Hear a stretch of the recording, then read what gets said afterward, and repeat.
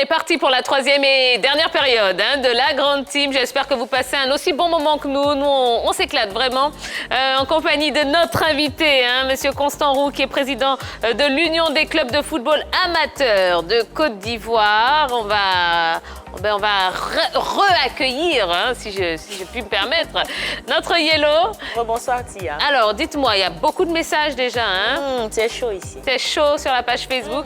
Eh bien, continuez, interagissez avec nous. Voilà, envoyez-nous un maximum de commentaires sur cette page Facebook, la page Facebook de la 3. Et je vous rappelle la question qu'on va développer dans quelques instants. On va parler de l'élection à la FIF. Tous les acteurs du football devraient-ils prendre part au vote? Voilà, mais avant de commencer à traiter le sujet, eh bien, voici un rappel des grands titres de l'actualité sportive. On commence avec le handball et Habitat HBC prépare sa saison. En judo, Daboné Zouleya s'active pour les prochains championnats d'Afrique de judo au Maroc. En basket, NBA, l'exploit des Nets face aux Bucks. Ils se sont imposés 119-116. Et puis en football, Serge Aurier serait d'accord avec Milan. L'hommage de Messi à Iker Casillas. Ibrahimovic vers une prolongation. Et enfin, Bayo Vakoum, proche de Toulouse. Voilà, allez, on est parti pour le dernier sujet de la soirée. On parle de l'élection à la FIF, le football amateur et le droit de vote. Alors, le 5 septembre prochain, bien, ce sont les clubs de Ligue 1, de Ligue 2, de D3 et les groupements d'intérêt qui éliront le prochain président de la Fédération ivoirienne de football. Pendant ce temps, eh bien, les clubs amateurs, également membres actifs de la FIF, eux, ils n'ont pas le droit de vote. Alors, je vous rappelle la question. Selon vous, est-ce que tous les acteurs du football devraient prendre part à ce vote? Vous allez utiliser les ardoises, écrire oui ou non, et puis on va commencer à en parler, vous également à la maison. Donc, selon vous, tous les acteurs du football devraient-ils prendre part au vote? Vous allez sur la page Facebook de la 3 et puis vous continuez à nous envoyer un maximum de commentaires. Alors, vous retournez, voilà, vous cachez les ardoises et puis on va en parler tout à l'heure. Bon, donc le fait que les clubs amateurs, qui sont également membres actifs de la FIF, ne participent pas à cette élection, ne participent pas à ce vote, est-ce que ça vous semble juste, Monsieur Constant Roux? Non, je dis non. Je dis directement non. Ce n'est pas juste que nous soyons membres actifs. Les statuts de la Fédération ivoirienne de football nous confèrent le droit d'être membres actifs. Parce que, à son titre 2, chapitre de qualité de membre, article 10, il est écrit, noir sur blanc, la Fédération ivoirienne de football comprend 2 catégories de membres actifs. Petit A, les clubs affiliés. B, les groupements d'intérêt reconnus. Et nous avons rempli toutes les conditions pour être membres actifs. Donc, nous référant à ça, nous pensons que nous avons le droit de vote. D'accord. On continue notre petit tour de table et puis on va revenir sur vous, Monsieur Roux. Roger Stéphane. Oui, c'est un sujet sensible, une question sensible par rapport à ces élections. Mais j'avoue que quand même, c'est une décision qui a été prise, je crois, en 2009, à une assemblée générale souveraine. C'est ça. Et l'ensemble des clubs ont décidé que les choses se passent ainsi en ce qui concerne la Fédération ivoirienne de football. C'est vrai que l'idéal aurait voulu que tout le monde participe, mais une association a des lois, a des règles, a des textes fondateurs, et une assemblée a montré sa souveraineté en 2009 en décidant que pour les élections, on va se limiter aux équipes de D3. Je pense que sur la base de ces éléments-là, on peut peut-être comprendre la situation actuelle en ce qui concerne les élections. Non, ce n'est pas comme ça que les choses sont présentées dans le statut. Le statut est clair sur certains points. Le statut nous donne le droit d'être membre actif. Nous avons présenté tous les documents que la Fédération nous a demandés. Nous sommes membres actifs de la Fédération ivoirienne de football. Sinon, qui sommes-nous? On dit qu'il y a 2 catégories. Les membres actifs sont les clubs et les groupements d'intérêt. Mais c'est pour ça que je posais la question sur la D3. La D3, par exemple. En fait, c'est quoi? Voilà. Voici l'histoire d'une fédération dont le mandat, je parle du président Sidi, particulièrement, le président Sidi arrive à un moment donné où la division régionale existait mais ne jouait pas. Donc, il n'y avait que les clubs de première, deuxième et de troisième division. Donc, c'est sous sa tutelle que la division régionale va être organisée et va participer à des championnats. C'est encore sous sa tutelle. En ce moment, il y avait 60 clubs. Sous sa tutelle, qu'il va encore initier le championnat de district. La première année, il y a eu 30 clubs. Mais quand tu mets un enfant au monde, tu te donnes les moyens de lui offrir un extrait de naissance. Donc, les statuts de la Fédération ivoirienne de football, depuis lors, n'ont pas évolué en fonction des réalités que la Fédération elle-même a créées. Et c'est resté comme ça. Et c'est dû au fait que les présidents d'alors ne s'intéressaient pas aux statuts et règlements intérieurs de la Fédération ivoirienne de football. Mais la nouvelle génération de présidents que nous sommes avons lu et puis avons compris que nous avons le droit de vote parce que les statuts nous confèrent ce droit-là. S'ils n'ont pas évolué, ce n'est pas nous qui avons demandé qu'ils n'évoluent pas. C'est la fédération qui organise les assemblées, c'est la fédération qui organise les championnats et c'est la fédération qui se doit d'actualiser les choses. Ça, c'est pas nous. Voilà un peu. Jean-Philippe. Oui, moi, je voulais dire simplement que la fédération leur confère le droit de membre actif, mais pas forcément d'électeur. Parce que dans ces mêmes statuts et règlements... mais pourquoi? Oui, mais parce que dans ces mêmes statuts et règlements, il y a un code électoral qui détermine le panel représentatif qui doit prendre part à l'élection. On va arriver à ça. Voilà. Donc, ces mêmes textes qui ont été lus tout à l'heure incluent donc tout simplement une liste de certaines entités qui prennent part au vote. Alors, mais pourquoi choisir certaines entités et pas d'autres? Non, aucune entité n'a été choisie. Je vous explique. Voici ce que dit le statut à son chapitre 4, article 20. Droit des membres actifs. Les membres actifs ont le droit de connaître à l'avance l'ordre du jour d'une assemblée générale, d'y être convié dans les délais, d'y participer et d'y exercer le droit de vote. Ça, ce n'est pas moi qui l'ai écrit. Donc, en qualité de membre actif, nous avons ce droit-là aussi. D'accord. Mais ce que je dis, le problème survient au moment où la fédération met le championnat de régional dans sa phase pratique, met le championnat de district dans sa phase pratique et qu'elle, à son tour, n'actualise pas. C'est-à-dire, quand il y a eu la révision des statuts, la fédération aurait pu, en ce moment-là, dire, comme maintenant, la première fois, il y avait seulement la première, la deuxième et la troisième, les autres championnats n'existaient pas, et que ces autres championnats-là sont arrivés, il faut qu'on écrive quelque part que ces nouveaux qui viennent d'arriver sont 7 membres actifs, mais n'ont pas le droit de vote. D'accord. Monsieur Roux, vous avez récemment rencontré le candidat Sori Diabaté. Vous lui avez parlé de ce sujet. Qu'est-ce qu'il vous a dit? Et nous sommes allés présenter 11 points au candidat Sori.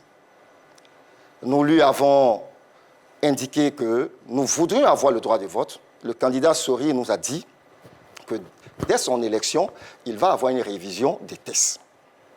Parce que lui-même aussi était conscient de ce qu'il y avait un dysfonctionnement à ce niveau-là. Donc la révision des tests ferait que les clubs de la Ligue amateur, selon ses dits, ils trouveraient une formule pour que les clubs puissent avoir le droit de vote. Ça pouvait être soit par groupement, par exemple, je veux dire par championnat des districts, ou bien par championnat des régions. Mais il a dit que quoi qu'il en soit, les statuts vont être revus dans ce sens. Il va trouver une solution. On va prendre une réaction sur la page Facebook de la 3. Exactement. Il y a Laurent Dassani qui dit « La plupart des textes régis des fédérations de football proviennent quasiment du même système d'élection du président de la FIFA. Est-ce les joueurs de champ, par exemple, ont fait leur part de décision dans l'élection du président de la FIFA? Non. Cela a toujours été le même principe dans la plupart des fédérations. Donc pourquoi changer alors que la fêtière ne l'a pas fait du premier président Robert Guérin à Gianni Infantino, à la FIFA en passant par Roaro Avalanche à Sepp Blatter? Donc, si on veut changer le système pour le rendre plus inclusif, cela doit commencer par la FIFA et ensuite les autres fédérations suivront. Bon, il pose un problème d'hiérarchie dans les réformes des tests, parce que moi, je n'ai pas reçu la réponse à ma question. La D3 fait partie de votre division. Elle est dans la division, elle est amateur. Oui. Ceux qui votent, on a la Ligue 1, la Ligue 2, la D3 et les groupements d'intérêt. D3, division amateur. Mais c'est bien les présidents des clubs, à une assemblée générale en 2009, qui ont décidé que la D3 vote. C'est bien ça. C'est comme ça que ça s'est passé. C'est ce que j'expliquais tout à l'heure. Au moment où les gens faisaient ces tests, il n'y avait que la première, la deuxième et la troisième division. Les autres championnats n'existaient pas. Mais qui a créé ces championnats? C'est la même fédération qui avait validé en son temps les 3 premiers championnats, qui a créé 2 nouveaux championnats. Mais quand une association enregistre un membre dans ses effectifs, qu'est-ce qu'elle fait? Elle doit réaménager. Elle doit réaménager comme ça a été fait pour la D3. Voilà la réalité. D'accord. Ça ne nous incombe pas, nous les clubs. Nous nous référons purement et simplement aux tests qui nous donnent le droit d'être membre actif. D'accord. On sait que vous avez approché donc, le candidat Sori Diabaté. Est-ce que vous avez mené des actions auprès des autres candidats? Oui, on a mené des actions, mais malheureusement, ces candidats-là, il faut dire que même nous sommes marginalisés. Nous, clubs qui ne votons pas. J'ai comme l'impression que les candidats croient que la Fédération ivoirienne de football est une structure où on parle de la première ligue, de la deuxième ligue, de la troisième ligue. Non, c'est un ensemble de compétitions footballistiques qui régissent cette fédération. Il y a le football des salles, il y a le football des plages. Lequel des candidats en a parlé? On ne dirait pas que ça existe. C'est des activités de la Fédération ivoirienne de football. Oui, mais Monsieur Roux, pourquoi avoir attendu l'élection, cette élection, pour mettre ce problème sur la table? Nous avons mis ce problème sur la table, ça fait bientôt 2 ans. Ça fait bientôt 2 ans que nous sommes là-dessus. Au début, la Fédération ne voulait pas comprendre raison. Mais on insistait. En notre sein, on a des présidents de clubs qui sont juristes et qui ont pris le temps de travailler. Nous avons approché d'autres juristes extérieurs qui nous ont dit, quand on lit les statuts, rien ne vous empêche d'être. Et c'est comme ça que nous avons travaillé. Mais je remercie monsieur le président Déoulé, le 3e vice-président de cette fédération-là, qui lui est aussi le président de la Ligue amateur. Et pour dire aussi, je suis membre de la Ligue amateur, je suis le chargé des relations avec les clubs. Ce monsieur s'est engagé à échanger avec nous. Il a fini par dire, nous sommes dans une période sensible. L'année prochaine, il va y avoir les élections.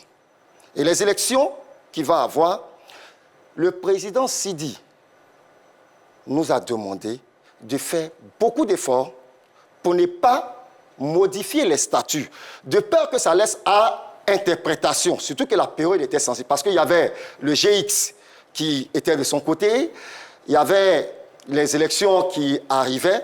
Donc le président Sidi a souhaité que les états généraux du football qui devaient avoir lieu, puisque ça avait été perturbé, qu'on n'ait pas à toucher les statuts, mais de patienter jusqu'à ce que le nouveau président arrive pour que, voilà. Bon, c'est une formule diplomatique pour vous contenter un peu, mais je veux dire, vous ne participez pas dans votre ensemble aux différentes assemblées générales, parce que vous êtes très nombreux, vous êtes autour de 380, parce qu'on a eu de nouveaux clubs qui ont été affiliés, 80 clubs qui ont été affiliés. Nous sommes 378 clubs aujourd'hui, 318 clubs membres actifs de la Fédération ivoirienne de football. Très bien. Et donc, je dis individuellement, vous êtes invité régulièrement aux assemblées générales. Non.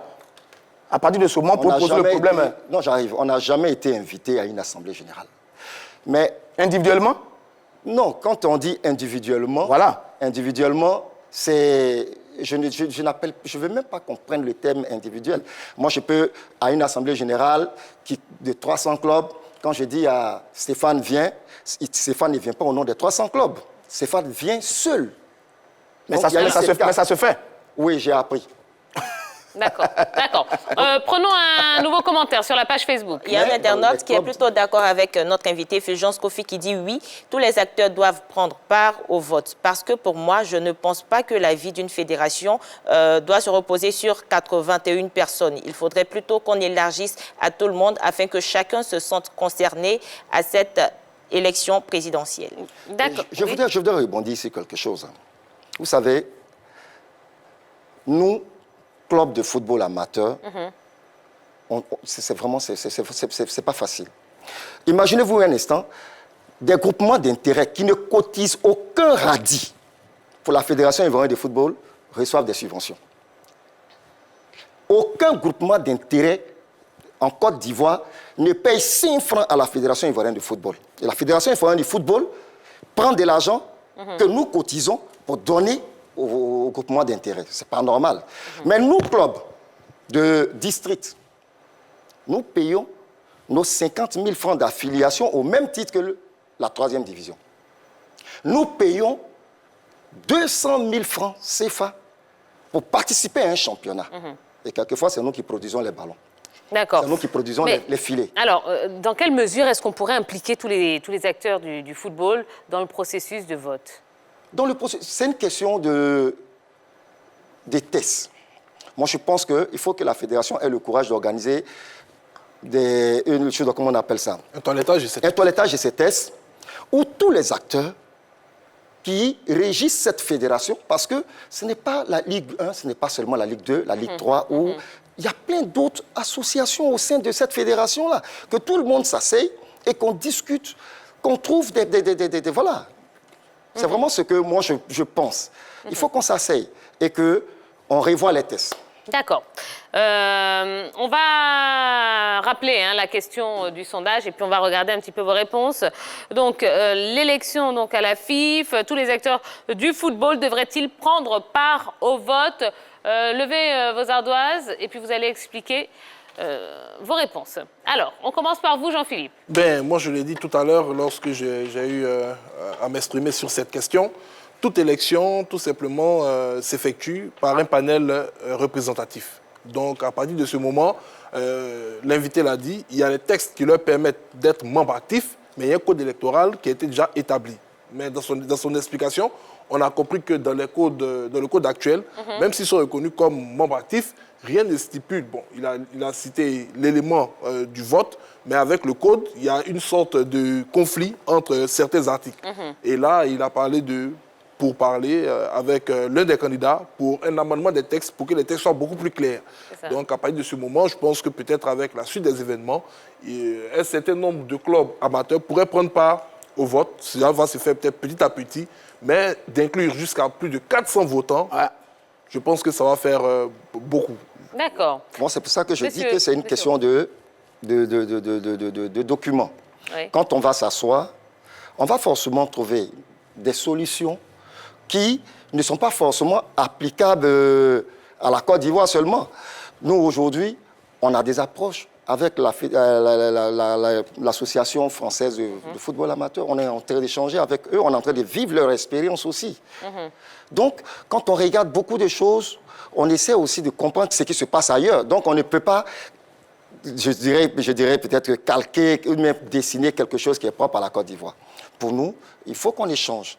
Et puis, bon, que les autres candidats sachent que nous aussi, on est là. Mais juste une question. Est-ce que tous les clubs amateurs votent, par exemple, en France? En France, tous les clubs amateurs ne votent pas. Mais au moins, les tests sont bien clairs. Et donc, quand ils arrivent, ils savent qu'ils ne votent pas. Et quand c'est comme ça, il n'y a pas de débat. D'accord. Vous déplorez juste ce vide au niveau des textes. Ce vide constitutionnel-là que nous décrions. D'accord, très bien. Yellow, rapidement. Je suis tout à fait d'accord avec l'invité. Le problème est sur les textes. Tant qu'on dit que les membres actifs doivent voter, il faudrait que cela suive. Parce qu'aucun groupe ou aucun club n'est plus actif qu'un autre ou est moins actif qu'un autre. Donc, tant qu'on se réfère au texte, si on dit qu'un membre actif devrait voter, eh bien que cela se fasse. Si donc on réactualise les textes. Et enfin, Roger Stéphane. Ouais, je dis, la conclusion est là. On va peut-être faire des travaux sur les tests. Mais généralement, vous savez que la plupart des tests sont un peu discriminatoires. C'est à tous les niveaux. Là, par exemple, pour être candidat, il faut avoir entre 35 et 70 ans. C'est discriminatoire. Il faut payer une caution de 5 millions. C'est discriminatoire. Donc, c'est un peu ça qui vous arrive aussi. Mais là, au moins, oui, mais au moins c'est connu. Là, au moins, c'est connu. Ça qui vous arrive un peu, c'est vrai. D'ailleurs, les choses sont évolutives. Rappelez-vous que avant 2001, pour être candidat à la présidence de la Fédération ivoirienne de football, avant 2011, il fallait être dirigeant de club ou membre d'un comité directeur. La clause a été levée qui permet à tout le monde d'être candidat, donc les choses vont évoluer. Mais mon grand problème dans cette affaire, c'est la D3. ils sont au nombre de 38, le club de Détroit, ils sont au moins la moitié des votants, des décideurs qui sont 81. Je veux dire, ils appartiennent à votre groupe. S'ils ne pèsent pas eux-mêmes sur les décisions pour vous aider à faire avancer votre statut, ça m'embête un peu. Et puis, dernier élément, si on doit vous inclure dans le vote, vous représentez plus de 50% de l'électorat. À mon avis, dans une élection, c'est un peu embêtant parce que votre division est assez trop représentative pour influencer. Il y a le district 1, il y a eu le district 1 et le district 2. C'est nous qui avons dit, mais le district 1 même ne joue pas. Vous créez un district 2. C'est pas normal. Donc, ils sont revenus à un seul district. Très bien. Allez, on va vous donner les résultats du sondage. La question était l'élection à la FIF. Donc, tous les acteurs du football devraient-ils prendre part au vote? Vous avez répondu oui à 92% et un tout petit non à 8%. Allez, il nous reste à peine quelques secondes. Monsieur Constant Roux, rapidement, qu'est-ce que vous attendez du prochain président de la Fédération ivoirienne de football? Oui, moi, j'ai un candidat que je soutiens. Il s'appelle Drogba Sidi Sori. Ça, c'est mon candidat. Voilà, très bien. Je pense que ce candidat-là, Idriss, je vous l'ai dit, ce candidat-là sera le meilleur candidat pour la Fédération ivoirienne de football. Ça, mais aussi, pour toutes les personnes, on a approché le camp Didier, on a approché le camp Idriss, le président Idriss m'a même appelé pour qu'on échange, mais jusqu'à là, il n'y a pas encore de rendez-vous. Si on était des clubs votants, ils seraient venus vers nous rapidement. Mais on espère qu'avant les élections, ils nous approcheront pour qu'on leur dise ce qu'on a aussi pour eux, pour faire avancer le football. C'est ça. Donc voilà un peu. En tout cas, on espère que la situation des clubs amateurs va vraiment évoluer. Oui, voilà, on a foi. C'est tout ce qu'on vous souhaite. Merci. Eh bien voilà, merci beaucoup, Monsieur Constant Roux, c'est déjà fini. Ça va, vous avez passé un bon moment? Super. Bon, ben vous revenez quand vous voulez. Merci. Allez, merci la grande team. Merci à vous, amis téléspectateurs. On va se laisser le temps d'une toute petite soirée. Voilà, on va se retrouver demain. Et puis n'oubliez pas, en attendant sur la 3, beaucoup de beaux programmes qui vous attendent, notamment Pipolémique du lundi au vendredi de 13h30 à 14h30 pour décrypter toute l'actualité People. Voilà, on va vous souhaiter une excellente soirée. Reposez-vous bien, prenez des forces pour demain parce que vous en aurez encore besoin. Et on se donne rendez-vous demain à 20h30 sur la 3. Bonne soirée, bisous, bisous. Bye bye.